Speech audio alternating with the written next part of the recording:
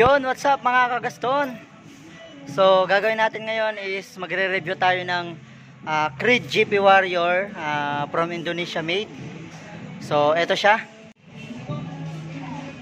Mga kagaston, ayan. Creed GP Warrior from Indonesia. Nagbibenta rin po tayo nito for canister only or set. Kaso, may nagre-request kasi ng sound check kung ano yung tunog. So, eto binuksan ko na to mga kagaston para madali na lang din. Ayan.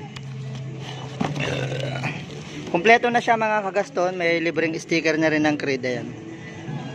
So, hindi pa siya sikat kasi wala pa naman talaga dito sa Pinas at konti pala yung may alam din.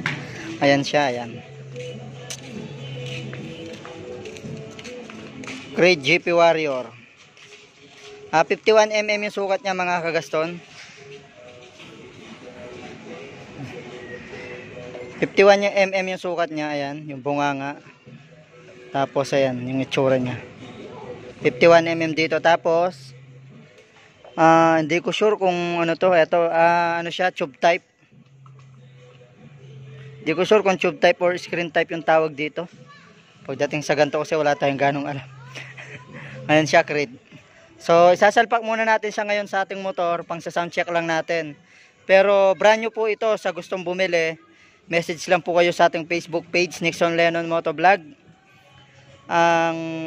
Siyempre magiging issue nito, magkakaroon lang siya ng konting bakat sa may sabitan ng pipe. So, lalagay ko muna mga kagaston. So, yun mga kagaston, nasalpak na natin yung Creed. So, sound check lang natin siya, tapos aalisin din natin ngayon kasi mahirap na at saka binibenta natin to. Kumbaga may nag-request lang kasi ng sound check nito. Sa mga nagtatanong po, meron tayong Facebook page, Nixon Lennon Motovlog, message lang po kayo doon.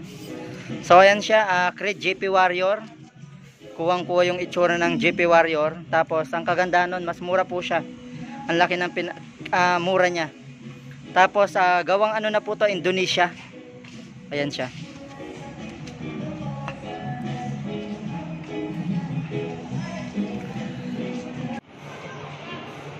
So yun mga kagaston, nasalpak na yung Creed. So magsa-sound check muna tayo. Siyempre may pugak to, kasi open pipe siya. So sound check.